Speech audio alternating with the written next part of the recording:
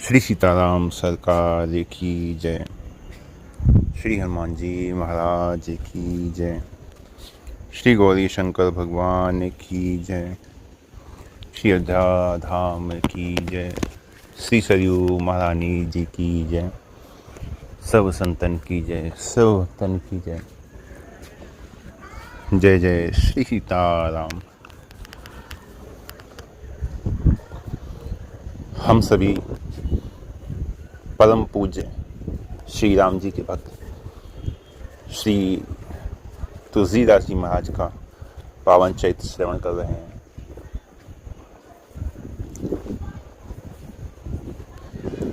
कल तक की कथा में हमने श्रवण किया था गोस्वामी जी अपने जन्म स्थान राजापुर पहुंचे हैं और वहाँ अपने क्षेत्रवासियों के द्वारा उनका स्वागत होता है। उनका जो स्थान था, जन्म स्थान, उसका सभी के द्वारा जीर्णोद्धार करवाया जाता है और गोस्वामी जी महाराज के द्वारा श्री राम कथा का आयोजन होता है।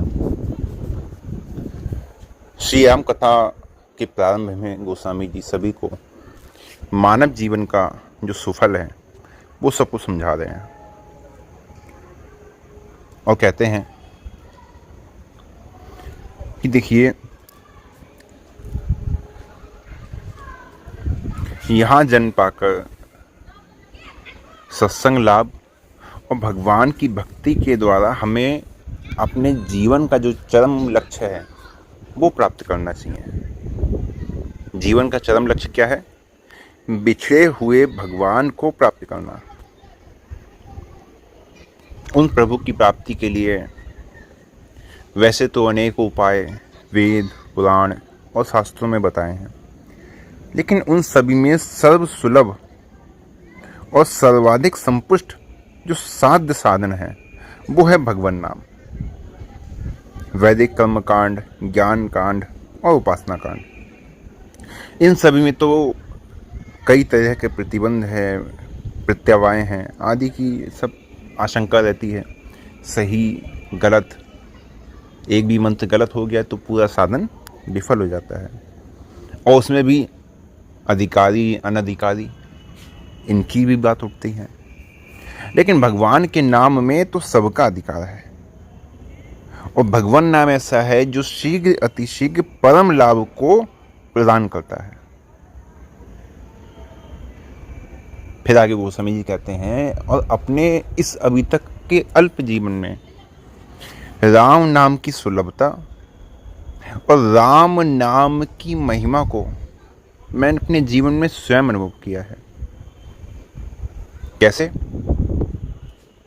कि मेरे जैसा उपेक्षित, अनाथ, अभागा, असहाय कौन हो सकता है, लेकिन इस राम नाम ने मुझे कितना बड़ा सहारा देकर कहां से कहां पहुंचा दिया।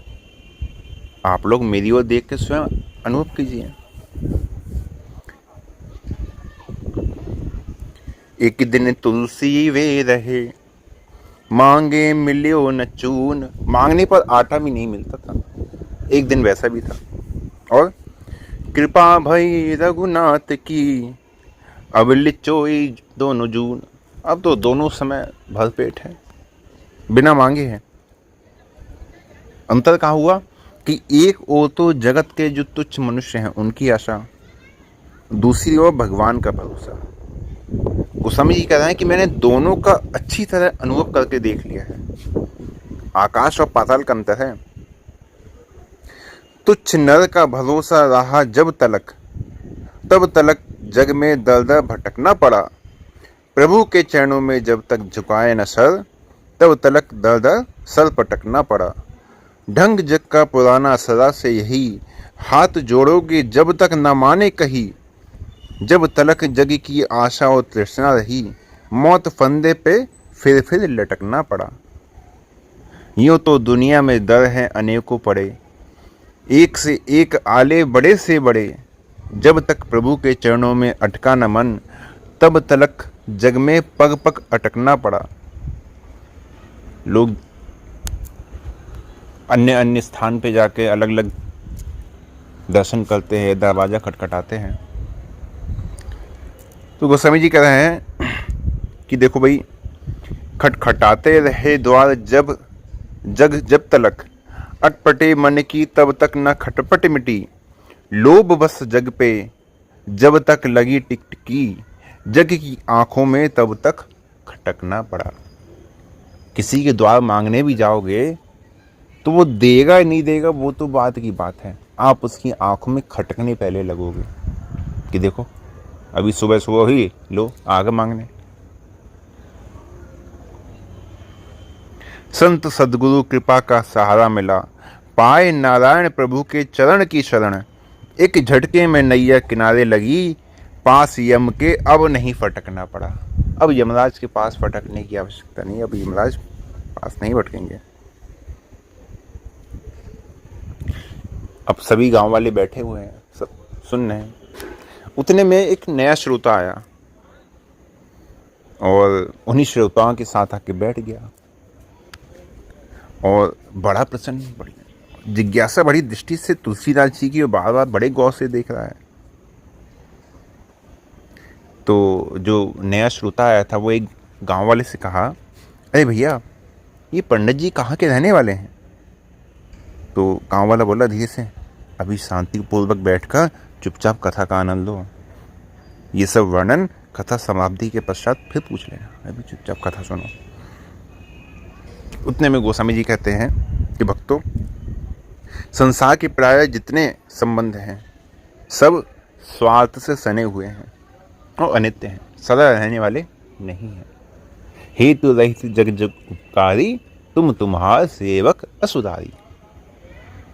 जीव का जो शाश्वत जो संबंध है वो एकमात्र भगवान से है। ईश्वर अंश जीव अविनाशी, चेतन अमल, सहज सुख राशि।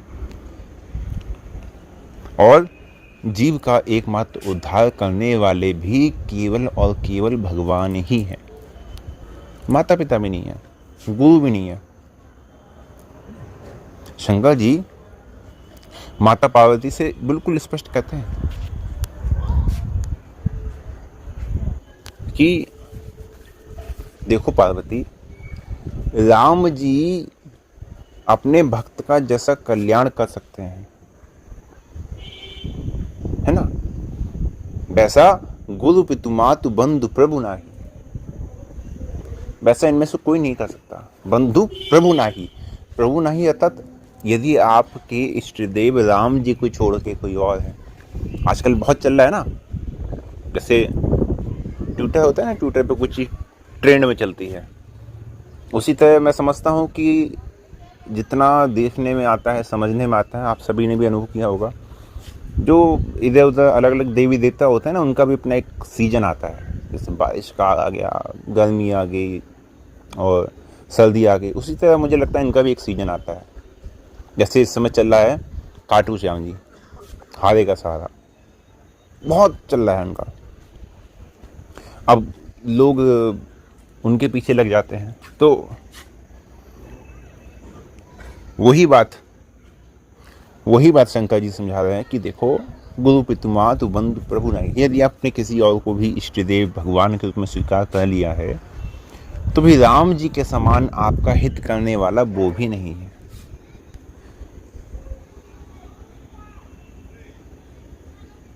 आगे गोस्वामी जी छंदबद्ध शैली में कुछ वाक्य कहते हैं, आप सभी को मैं थोड़े से सुनाता हूँ। जग में जगन्नाथ से बढ़कर सच्चा मीत कोई ना, प्रभु से बढ़कर कै निभावे जग में प्रीत कोई ना। कितने पतितन की पत राखी, गणिका गीद अजामिल साकी, माँ सबरी के बन फल चाकी, अगणित ठौर माधुरी भाकी। ऐसा प्रेम पारखी प्यारा, परम पुनीत कोई ना। राम जी के समान ऐसा परम पुनीत कोई नहीं है। प्रभु से बढ़कर कै निभावे जग में प्रीत कोई ना, भगवान से बढ़कर जगत में हमसे प्रेम का संबंध निभाने वाला भी कोई नहीं है। प्रभु ने गौतम के तिय तारी, कीन केवट हूते यारी, केवट से भी मित्रता कर ली। बानर भालू सखा बनचारी, सबको सब विधि किए सुखारी। जिसको जिस प्रकार से सुख प्रदान हो सकता था, सुख मिल सकता था, उसको उस प्रकार से सुखी भी किया। इतनी जाने मान और प्रीति की रीति कोई ना, प्रभु से बढ़कर क्या निभावे, जग में प्रीति कोई ना। प्रभु ने पिता तुल्य खग चीना, खगराज है ना, जटायु जी को पिता के समान माना। राम जी के विषय में तो गोस्वामी जी कह रहे हैं कि प्रभु ने पिता तुल्य खग चीना, एक खग को पिता तुल्य माना। निज कर श्राद्ध गीत का कीना, कृत आभार शीश धरि लीना, अपना रूप चतुर्भुज दीना। और सारूप्य मुक्ति गिरिराज जटायु जी को प्रदान करिए। सारूप्य मुक्ति कौन सी? जो भगवान का ही स्वरूप प्राप्त हो जाता है। जब अजामिल का जब प्रसंग आता है और अंत में जब आता है ना कि अजामिल के पास जब यमदूत आते हैं तो अपने पुत्र को बुलाते हैं अजामिल, नारायण आओ, कहाँ हो नारायण बताओ।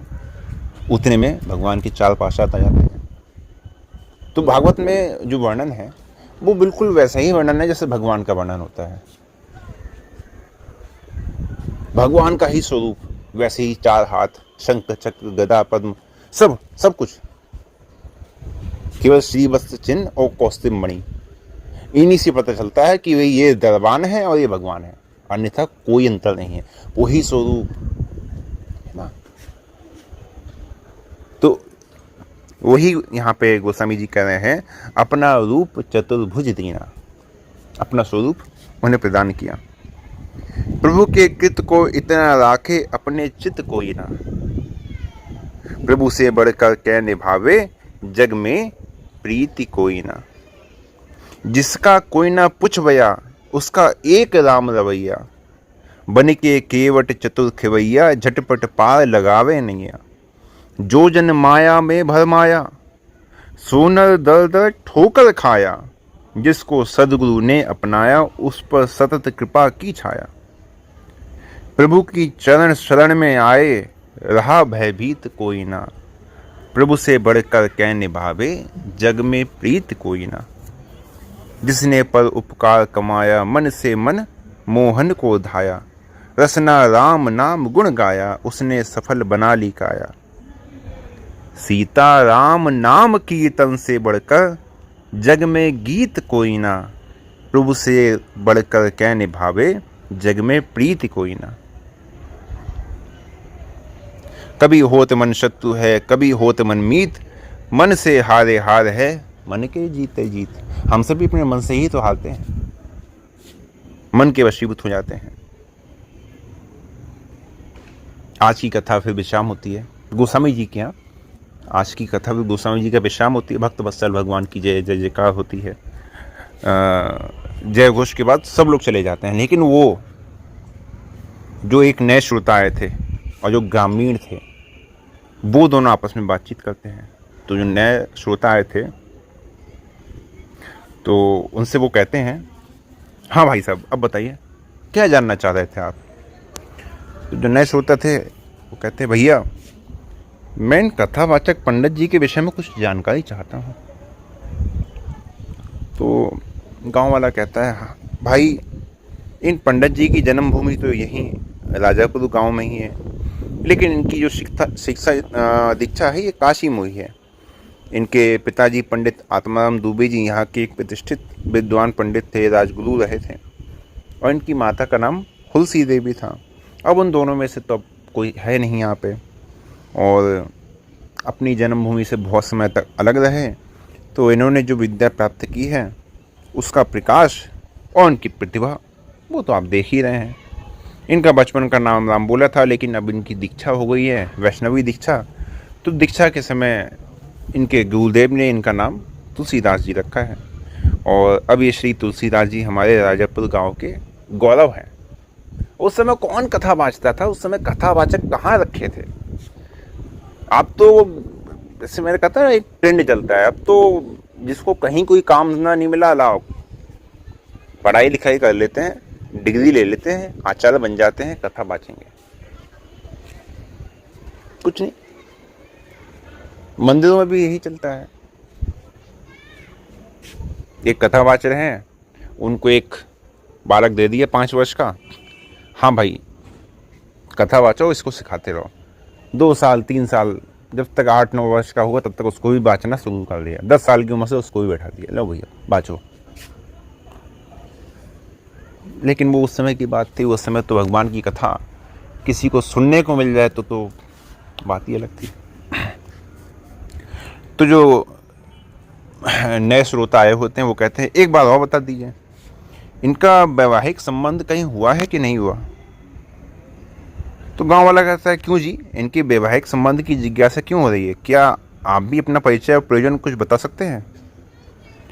तो जो नया श्रोता है वो कहते हैं भाई देखो ऐसी बात है कि मैं इस यमुना जी के उस पार तारीपतो नामक जो गांव है उसका निवासी हूँ, भारद्वाज गोत्रीय ब्राह्मण हूँ। मेरी एक कन्या है, विवाह के योग्य हो गई है और उसके योग्य वर की मैं तलाश में हूँ। इन पंडित जी को देख के मुझे प्रेरणा हो रही है कि यदि ये संबंध स्वीकार कर लें तो मैं अपनी कन्या इन्हीं को प्रदान करूँ। तो गांव वाला कहता है कि पंडित जी फिर तो आप देर ना करें, अति सुयम अति जो उत्तम आपने बात कही है। ये अभी भी अविवाहित ही हैं, इनका पराशर गोत्र है, कुल खानदान बहुत ही श्रेष्ठ है। घर मकान कुछ जीर्ण शीर्ण जैसा अवश्य हो गया था, लेकिन अब पुनः नवीन जैसा हो गया है। हम लोगों ने, गाँव वालों ने सबने मिलकर कर दिया है